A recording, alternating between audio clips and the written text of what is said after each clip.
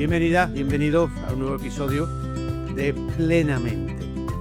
Hoy vamos a hablar de nutrición consciente en verano, de cómo encontrar el equilibrio entre cuidarnos y disfrutar, de qué ocurre con nuestra relación con la comida cuando llegan las vacaciones, de la presión estética, de los excesos, de la culpa y sobre todo de cómo construir hábitos saludables para que tengan sentido y sean sostenibles.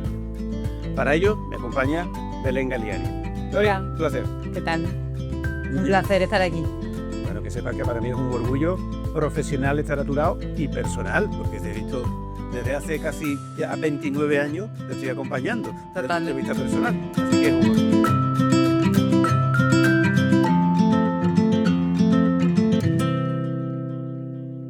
Una pregunta, Belén, de apertura. A ver, cada año llega el verano. Y parece que millones de personas, bueno, pues empiezan a preocuparse más por lo que comen, por su peso, por su cuerpo.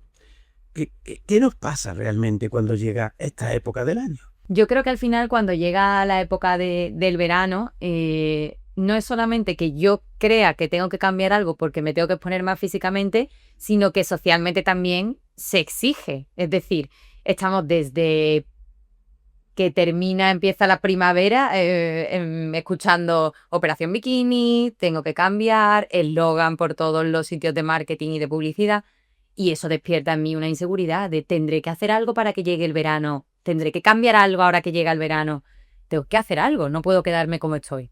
Ese es un poco el inicio de esa inseguridad de ahora que empieza a mostrarme más, tengo que cambiar algo. Pero, entonces estamos hablando de cómo nutrirnos o de cómo gestionar nuestra autoestima. Pues claramente la preocupación ahí es a nivel emocional, no es una preocupación física, no nace de yo quiero cambiar mi cuerpo, es me lanzan mensajes constantemente de que algo tiene que cambiar, yo empiezo a ver en mí algo que quizá no me encaja del todo y eso me hace empezar a tomar decisiones de empiezo una dieta, hablo con alguien para ver si hago lo mismo que ella y nos ponemos las dos a empezar un método ya sea de gimnasio, de dieta, de cualquiera de estos temas, porque tengo que hacer algo. Entonces, no parte de una insatisfacción corporal, sino de inseguridades, de la gente no para de hacer cosas o no me paran de lanzar mensajes, entonces yo tendré que moverme. De ahí la frase de que el cuerpo es un proyecto permanente, ¿no? Constantemente, porque al final nos bombardean todo el rato con que no es el cuerpo, sino es que todo el rato que van cambiando y van voy exponiéndome a diferentes situaciones, me llevo a mi cuerpo y a mis inseguridades o a diferentes cosas que tengo que cambiar. Entonces, O sea, los conceptos tiranía, por decirlo así, también autoimagen, juicio social, hiperexigencia, es lo que esconde o está detrás, ¿no?, de ese mensaje, llega el verano, cuida tu cuerpo, ¿no? es que está muy normalizado que cuidarse es intentar adelgazar. O sea, yo no puedo decir que me estoy cuidando porque la siguiente respuesta será, porque estás haciendo algo, ¿no? Bueno, yo no me puedo cuidar todo el año, yo no me puedo cuidar sin tener que hacer cosas extraordinarias antes de que llegue, por ejemplo, ahora, en este caso el verano. Tengo que cambiar mi cuerpo, si no, el concepto cuidarse no encaja igual en la persona a la que yo se lo estoy diciendo. De ahí la frase que se me viene un poco a la cabeza, ¿no? Dice, en verano, dice, ¿tú disfrutas o te cuidas? Parece como antagónico, ¿no? Totalmente, no parece compatible vivir un verano o disfrutar del del durante y del post, igual que las navidades, pero en este caso el verano, sin hacer algo extraordinario. Lo que pasa es que yo creo que en las navidades nuestro cuerpo se exhibe menos, ¿no? No, por lo menos decir, no está exhibido de una manera tan natural, ¿no? Tan al descubierto, ¿no? Sí, lo que pasa es que ahí también a nosotros nos da la señal de que realmente es importante la parte de exposición, pero es más importante la exposición a nivel social, no solamente del cuerpo. Tanto en Navidad como en verano yo me voy a exponer más a nivel social, a nivel familiar. Vale. Entonces ahí es donde yo digo, tengo que demostrar algo, porque yo no soy válida solo por ir a cenar con mi familia o por ir a pasar el fin de semana con mi familia a la playa. Alguien tiene que ver que estoy cambiando para tener algo que contar, para sentirme validada desde ahí. Entonces toda esta parte es porque nos han enseñado que si yo no estoy cuidándome desde el concepto de intentar adelgazar o intentar hacer cosas extraordinarias, parece que no lo estoy haciendo bien. Bueno, al final estamos hablando de un concepto o de dos conceptos o de un mismo concepto, no lo sé, tú eres la experta, tú nos lo explicarás, que existe. Y estamos hablando del concepto psiconutrición o nutrición consciente, o GI, no lo sé. Cuéntame, ¿son sinónimos? ¿Qué es cada uno? La nutrición consciente es una manera de trabajar la nutrición desde una conciencia, como el propio nombre indica. Y esa conciencia es lo que se trabaja cuando yo no me centro en dietas, en culturas de hago esto inmediato y consigo un efecto en poco tiempo, sino que trabajo sobre mi creencia, mi base, mi aprendizaje, todo lo que me han educado, mitos alimentarios. Entonces, digamos que nutrición consciente y trabajar desde el enfoque de la psiconutrición va de la mano. La diferencia es que alguien que dice que sabe sobre nutrición es alguien que a lo mejor está muy trabajado o ha aprendido mucho en dietas o en grupos de alimentos o en qué son los macro, micronutrientes, vitaminas, etcétera, pero yo no sé realmente cómo se lleva una nutrición consciente sostenida a lo largo de mi vida. Ese para mí sería la diferencia. El concepto de trabajar desde el enfoque de la psiconutrición es alejarme de la teoría nutricional y acercarme a por qué no soy capaz de llevar a cabo todo lo que teóricamente sé. A veces entendemos mejor las cosas viendo el contrario. ¿Qué sería entonces nutrirme inconscientemente? Pues seguir patrones alimentarios basados en mitos. Por ejemplo, yo me encuentro muchísimas veces en consulta que en la primera sesión es, yo sé mucho sobre nutrición, yo tranquila que llevo mucho visto en esto, me sé de memoria todas las combinaciones y yo no lo dudo porque realmente, y hoy en día con internet muchísimo más, nunca pongo en duda que las personas sepan sobre nutrición, incluso les digo, a lo mejor sabes hasta más que yo, pero ¿por qué no soy capaz de llevar a cabo eso que sé en mi día a día y sobre todo porque no lo sé sostener? Para mí eso es lo más importante y por lo que necesitas a un profesional a tu lado. Ahí es donde trabaja la psiconutrición, ¿no? Totalmente. O la nutrición consciente. ¿Es lo mismo? ¿El mismo concepto? Para mí, trabajado a nivel individual en consulta es lo mismo. Es un concepto global. El enfoque de la psiconutrición es trabajar desde las emociones y la conciencia conlleva tocar esas partes de mí, que ahora veremos si lo consideramos, a nivel de cuál es mi parte más emocional, cuál es mi parte más control. Entonces yo tengo que trabajar con las emociones y trabajo con la conciencia. Es decir, que hemos aprendido a contar calorías, pero no hemos aprendido a identificar qué tipo de hambre tenemos, ¿no? Totalmente. Aparte hay un concepto que para mi gusto es erróneo, que es cuando se habla de hambre emocional, se tiende a pensar que el hambre emocional es igual a ansiedad. Y me vienen las personas a consulta y me dicen, es que yo quiero que me quites el hambre emocional porque es que yo no quiero sentir esto porque yo tengo ansiedad. Y es que son dos conceptos muy distintos. Hambre emocional, todos la sentimos. ¿Por qué? Somos personas que tenemos emociones, tenemos sentimientos y nunca nos van a quitar eso. Yo siempre digo que no me lo quiten.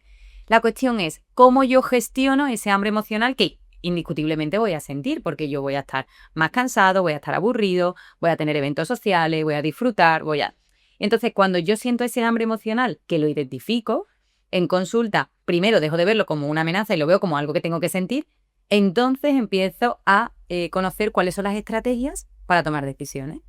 Y lo dejo de ver como algo negativo. Entonces yo no quito el hambre emocional, yo quito esa sensación de ansiedad y de culpa porque toma una buena decisión. Y eso se trabaja con estrategias cognitivas. Es decir, conectando, por decirlo así, el cuerpo con la conciencia, ¿no? Totalmente. Cuando yo empiezo a identificar qué es lo que yo estoy sintiendo, que hambre fisiológica, todos sentimos todos. Fisiológica. El hambre fisiológica es el hambre que necesitamos para vivir. Aumenta mi grelina, aumenta mi hambre, aumenta mi leptina, aumenta mi saciedad. Entonces, como, me sacio y termina mi ingesta. Y no necesito nada más. Pero se junta con ese hambre emocional que todos sentimos y ahí es donde yo tengo que aprender a gestionarlo porque eso ya no lo acojo como algo natural. Lo acojo como algo que no debería sentir. Y no es cierto. Belén, una pregunta. A ver, ¿qué opinas de estos cumpleaños de los niños de 2, 3, 4 años, 5, 6, que están llenos de gusanitos, palomitas, alimentos ultraprocesados? Porque no me resisto a preguntártelo. ¿Qué opinas?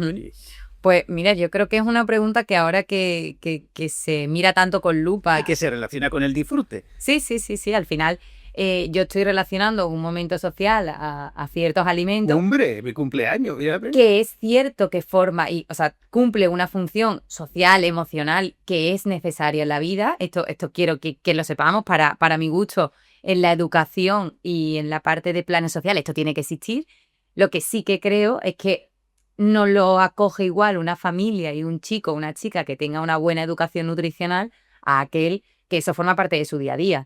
Considero que tiene que formar parte de la vida, pero creo que hay que tener, hay que mirar y hay que indagar en cómo esa educación nutricional de esa familia está impactando en ese chico o en esa chica, ¿no? Sí, se ponen unos palitos de zanahoria y unas cuantas frutas. Puede haber un híbrido también, existen los híbridos. Sí, por supuesto. Creo que eso también enriquece muchísimo la educación. Ni un extremo ni otro, que es lo que siempre trabajamos en consulta. Y también se ve pues la educación de cada chico, de cada chica, cómo está forjando su relación con la comida. Todo esto influye muchísimo, claro que sí. El refrán, que una vez al año no hace daño. Sí. Como el cumpleaños. En este caso te tengo que decir, por la población con la que trabajo, más de una vez al año tampoco hace daño. Bueno, a ver, esto es importante. Hay muchas personas que de lunes a jueves por la noche o viernes al mediodía, pues se cuidan, el concepto estamos hablando, no toman alcohol, cenan un poco por la noche, pero los fines de semana tienen barra libre. Vale. ¿Qué ocurre en verano? Que casi todos los días son fiestas cuando tenemos vacaciones, ¿no? O sea, pueden ser días de que todo vale, ¿no? De barra libre, ¿no? ¿Qué ocurre? Porque, claro, primero mi cuerpo supongo que lo notará, ¿no? Y después, digo yo que eso mentalmente tiene que también rayar, permíteme la expresión, un poco. Sí, al final esto entra dentro de la cultura de dieta. Si yo trabajo con una cultura de dieta, con unas prohibiciones entre semanas, con una permisividad fin de semana ilimitada, lo único que voy a conseguir es que sea insostenible, porque va a llegar una Navidad, va a llegar un verano, va a llegar una fiesta, unas vacaciones, que no tiene que ser porque una etapa del año concreta, y es insostenible. Y ahí es donde realmente casa con el momento del año en el que las personas buscan ayuda, que es que soy incapaz de sostener lo que yo hago durante el año en momentos vacacionales. Pero es que eso forma parte de esa luz que se nos tiene que encender, de yo no tengo que luchar contra la naturaleza de mi vida, de mis planes y de la etapa del año en la que estamos, sino cómo puedo yo entender mis sensaciones, encajar la toma de decisiones de mi día a día, y a lo mejor un viernes me apetece comerme una ensalada y a lo mejor un lunes pido al Telepizza porque me apetece. Entonces, este trabajar sobre qué sensaciones y qué decisiones tomo me parece fundamental, y eso es lo que se trabaja desde el enfoque de la nutrición consciente y la psiconutrición. El no sentirme culpable por tomar diferentes decisiones porque no encajen dentro de lo que he aprendido. Sí, porque al final, cuando queremos tener hambre, lo que estamos intentando es resolver alguna emoción, ¿no? O manejar algún estado de ánimo, ¿no? O sostener algún tipo de estado mental. Puede ser. El hambre, como hemos dicho, hay una parte que es fisiológica, pero hay otra parte que es emocional, y al final lo que estoy buscando es regular una emoción, la que sea. Entonces, no podemos olvidar que en el hambre emocional no hay hormonas de la saciedad que estén interviniendo, que soy yo, mis emociones y mis decisiones. Y eso es algo importante. Es que podría comer hasta el infinito porque no me sacio. Ya, es que eso es así. Es que yo realmente no estoy sintiendo un hambre que se vaya a regular hormonalmente. Estoy sintiendo un hambre que se regula a través de las emociones. Entonces, en el momento en el que yo empiece a sentir X sensación con la comida, yo voy a parar o no voy a parar si no me sirve. Porque a lo mejor yo lo que necesito no es comer, es hablar con quien me está causando esa sensación, es cosas que tengo pendientes, es estudio. Entonces, esa regulación emocional yo la tengo que buscar a través de lo que toque en ese momento. Si la quiero buscar a través de la comida, aprender herramientas de gestión para poder satisfacerla sin tener la sensación de es que es hasta el infinito y más allá. Yo quiero saber cómo impacta emocionalmente el estar constantemente felicitando, premiando y admirando a las personas que tienen un cambio físico, porque eso va muy unido a lo que estamos hablando de por qué quiero perseguir cambios físicos, porque cuando llega el verano, ¿por qué se premia y cómo afecta eso? Bueno, yo distinguiría claramente dos cuestiones. Una, cuando el cambio físico es meramente estético, casi diría excesivamente estético, y cuando es por salud. pero son dos cosas muy distintas. Si una persona viene de una obesidad mórbida o de un concepto donde, bueno, su analítica está disparada en miles de cosas, en grasa tal, y esa persona está teniendo esa fuerza de voluntad de mejorar su salud, comiendo o alimentándose de una forma mejor, haciendo ejercicio físico, durmiendo bien, cultivándose del alcohol, etcétera, etcétera. A mí me parece que el reconocimiento siempre está bien, ¿no? El problema está cuando yo creo que lo hacemos por una cuestión estrictamente estética de si tenía 1 centímetro de más o tengo 1 centímetro de menos. ¿Y no crees que eso Tengo es la muy 38 difícil? o tengo la 36. Y yo creo que para mí esa es una izquierda-derecha fundamental. ¿Y no crees que eso es muy difícil de diferenciar a la hora de decirlo? Porque yo pienso que eso no lo sabemos nunca. Nunca vamos a saber si es un cambio provocado por una parte de salud o si es por una parte meramente estética o se juntan ambas cosas. Y mi reflexión es un poco, ¿por qué no dejamos de hablar y felicitar o premiar o simplemente hablar de cualquier cambio físico de las personas? Bueno, vamos, yo creo que usted está hablando de una circunstancia física, barra metabólica, barra evidentemente de salud, que ocasionan un perjuicio grave en la persona, que puede ocasionar una diabetes, que puede ocasionar una hipertensión, que puede ocasionar... Yo creo que ahí, obviamente, nos digo si tenemos que premiar o ensalzar, pero tenemos que hacer tomar conciencia a la persona de que está atentando contra su propio cuerpo. Dicho esto, no es lo mismo que, repito, que el cambio físico o que la cuestión física, repito, de si tengo una aquí y tal, o tengo un cual, o si tengo un 300 gramos más o 400 gramos menos. Yo creo que son los conceptos muy distintos. Yo creo, además, esto es importante, que la persona que tiene esa hiper preocupación por su cuerpo, creo que no le es positivo ese reconocimiento, esa notificación. Pero la persona que viene de poner en juego su salud a la hora de llevar a cabo este cambio físico, bueno, a mí me parece que está bien, ¿no? Que vea, ¿no? Que los demás reconocemos no su cambio físico, su conciencia por no atentar contra su vida. Yo creo que son dos conceptos completamente diferentes. Yo intento transmitir siempre si no es la persona la que viene diciendo, mira, he conseguido, me salía la analítica, porque tal, no entraría en hablar o en comentar absolutamente nada del físico de esa persona. Porque creo y considero que cuando una persona es consciente y realmente es algo que se ha currado, que es en pro de su salud y que lo hace desde una conciencia, no le va a hacer falta ese reconocimiento, sino que él mismo o ella misma va a ser capaz de contarlo, ¿no? Oye, pues yo, mira, llevo un tiempo haciendo esto, estoy súper contento porque estoy siendo capaz de tal, de cual. Y ahí es donde viene que esa persona te está mostrando que es consciente y entonces yo me subo y estoy totalmente de acuerdo contigo.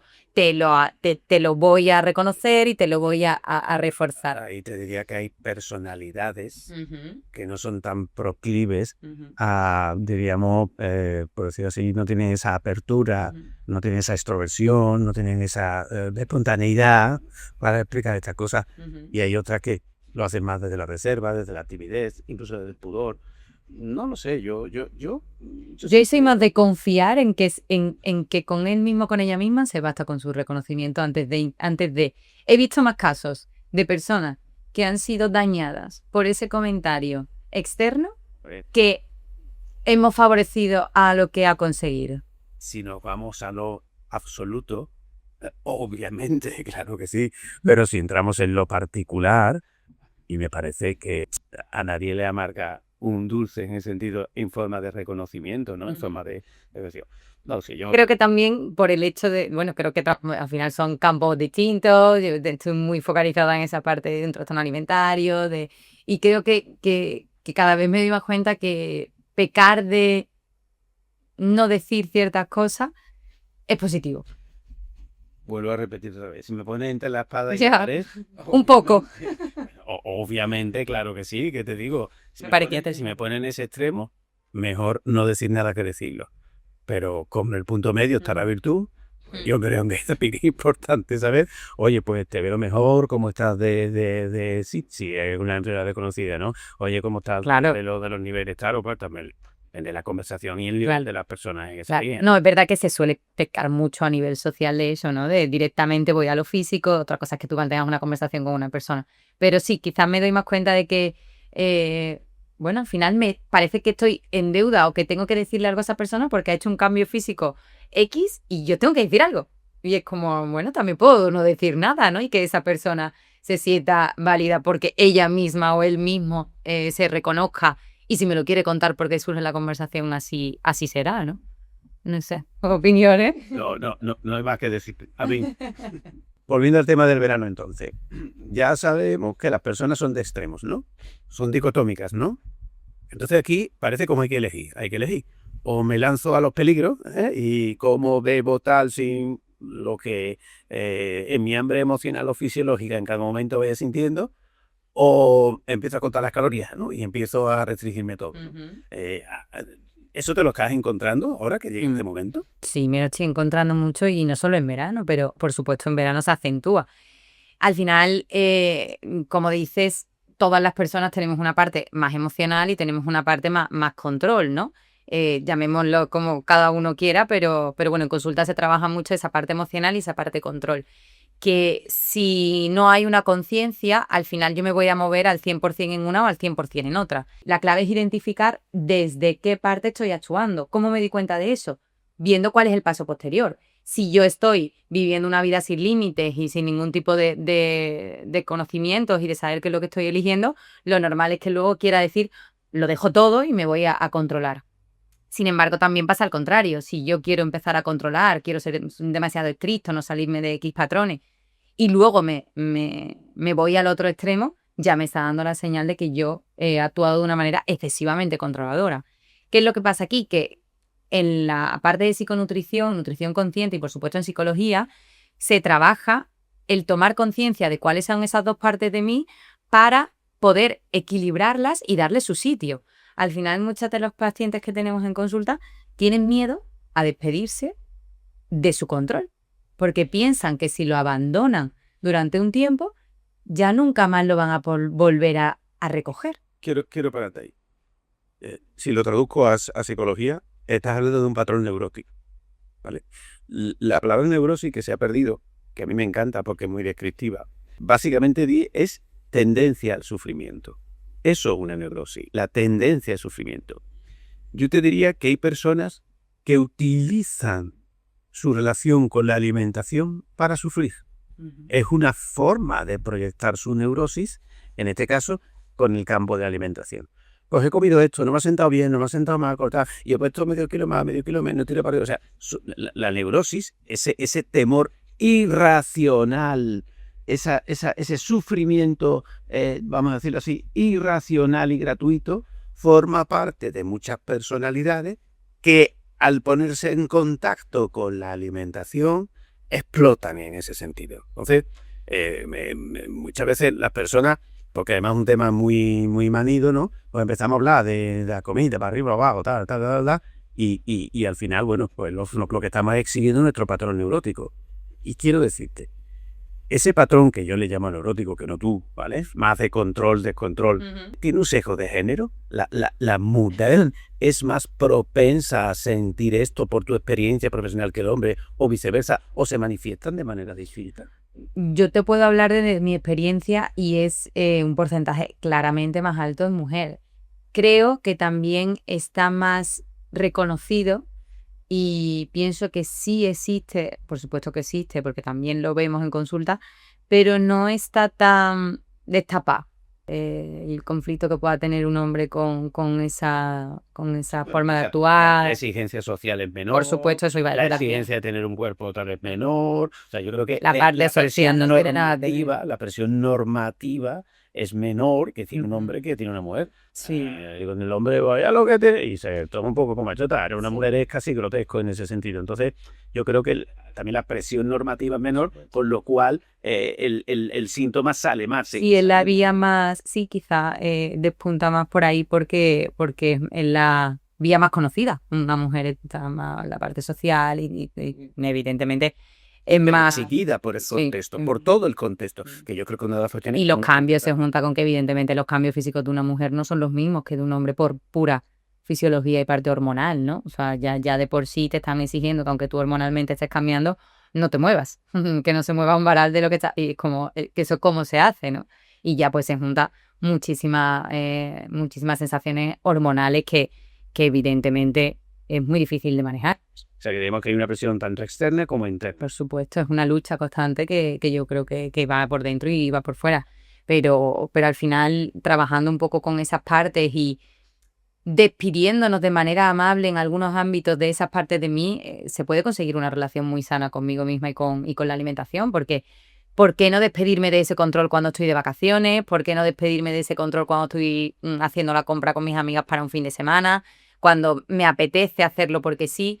¿Y por qué no abrazar a esa emoción en esos momentos, no? Y viceversa, ¿por qué no abrazar a ese control cuando tengo que llegar puntual a un sitio, cuando tengo que estudiarme cualquier cosa de trabajo, un examen, etcétera? Mi control va a tener una función en mi vida súper importante, pero no es en la alimentación día a día, es cuando toca. Vamos a hablar en positivo.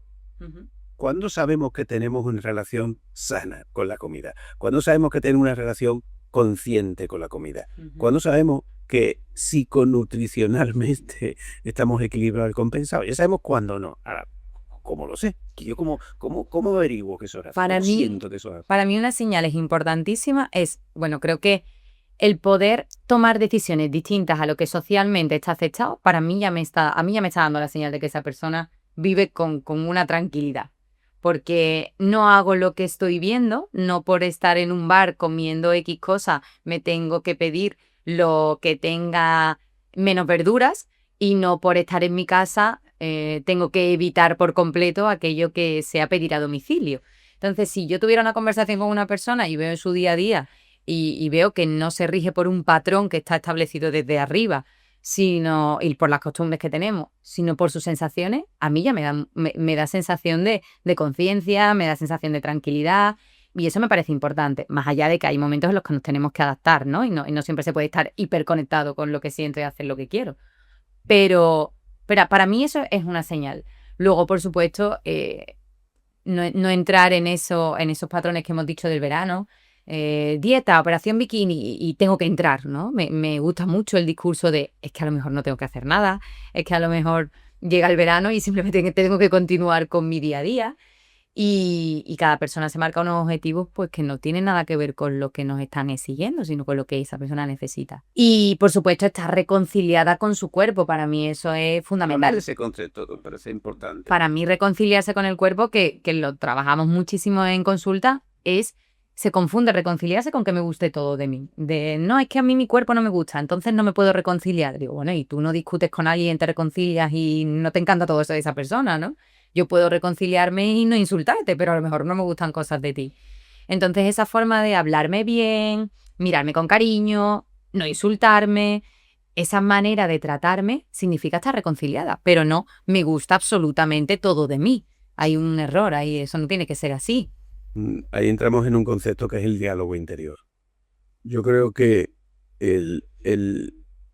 fíjate tú, respondiendo un poco a una parte de la pregunta que te he hecho, creo que el punto más, diríamos, más saludable que yo vería en una persona es cómo habla consigo misma. Por supuesto. ¿Cuál es su lenguaje? ¿Cómo es su diálogo interior?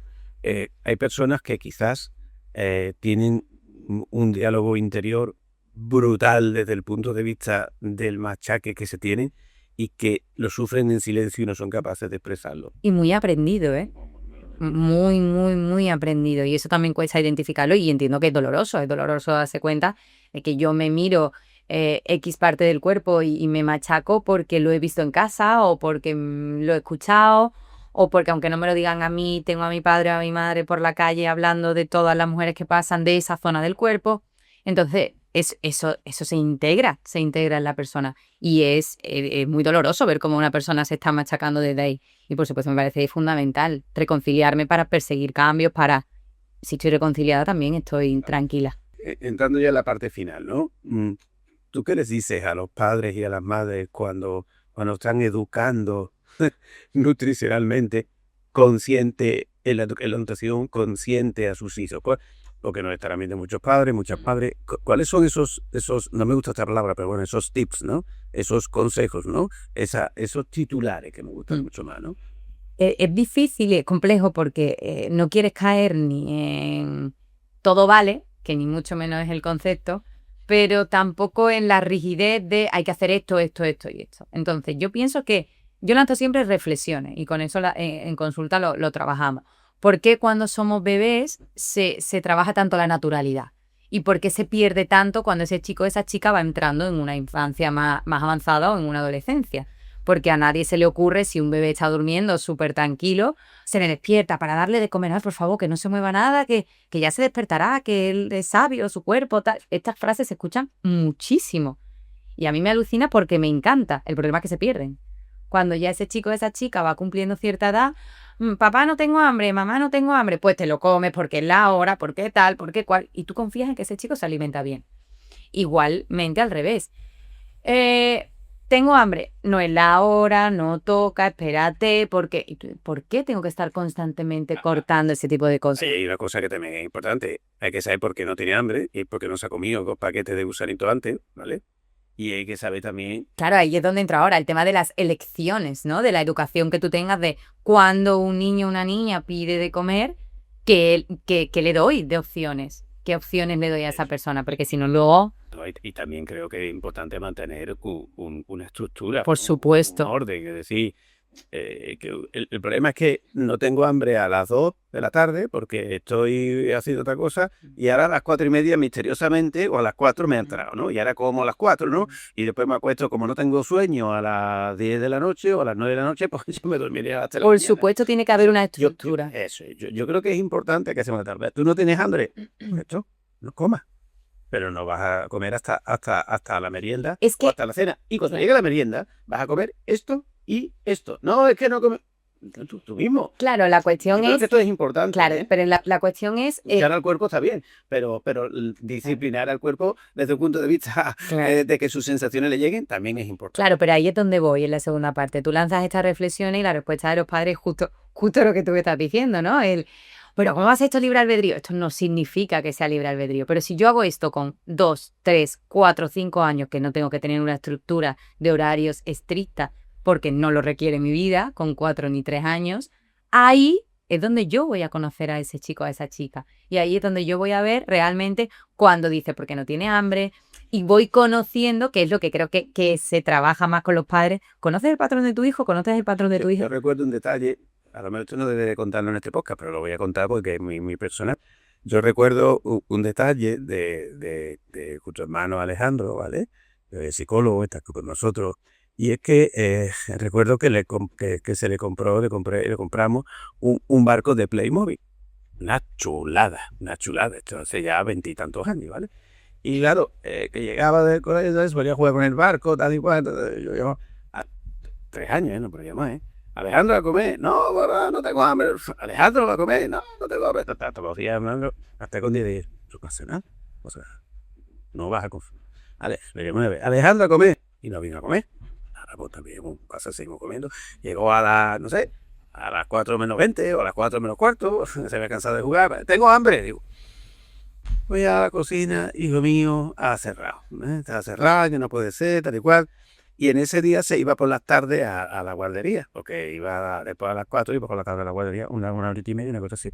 Y cuando llegó a la guardería, me llegó llorando, no tengo pero ¿de cuánto? Le dije a la monitera, digo, ¿hasta qué hora pedíais? Y a las 5:30, digo, pues hasta las 5:30 ya podía llorar más que Jeremías, no puedo comer más nada. Al día siguiente, le dije, Alejandro, a comer. Correcto. Y lo otro, maroto, la moto, y estaba ahí sentado en el Eso sucede porque tú conoces. Entonces, y yo no había nada, ni tenía que comer, digo, pues se acabó y se reguló. Eso sucede evidentemente porque conoces y porque estás viendo que el motivo de no comer pues tiene un sentido de pues distracción, de que no está conectado con nada de ese momento lo que se le está marcando a nivel educacional. Exactamente. Pero cuando son sensaciones distintas, ya que hablamos del verano, hablo de un día de playa, yo no tengo que exigir que ese niño coma y tampoco tengo que prohibir que ese niño no coma. Entonces creo que es importante, y esto sería un debate eterno, porque cada familia tiene una circunstancia distinta, cada chico y cada chica tiene una circunstancia distinta, y también para nosotros, y lo digo, es muy difícil trabajar cuando ya hay unos patrones tan aprendidos. Entonces creo que la clave está en indagar un poco en cómo es esa persona, qué dificultades tiene o a qué tiende más a esa parte de distracción o tiende más a ser extremadamente rígido, y jugar con qué le viene bien a esa persona para llegar a ese equilibrio, ¿no? Si restar ese control porque es excesivamente rígido o restar esa parte emocional porque todo es libre albedrío y eso no puede ser. Vale, pues ya para ir acabando, mira, tenemos un podcast plenamente, como hemos dicho, que espero que llegue a cientos de millones de personas. Bueno, que llegue a donde tenga que llegar, pero que llegue y que se difunda. Sí. No ya porque necesitemos, deseemos o queramos ningún tipo de necesidad, sino porque creo que es importante concienciar a las personas de todas estas cuestiones. Son temas muy cotidianos, son temas... Porque son de salud y porque básicamente repercuten en la salud de la persona. Si tuviéramos que darle, repito, 3 titulares a esos padres y esas madres que nos están viendo, a esos jóvenes, a esos adolescentes, a esos adultos, 3 titulares para el verano, que estén en el tuétano, en la esencia de la nutrición consciente, ¿qué titulares le daría?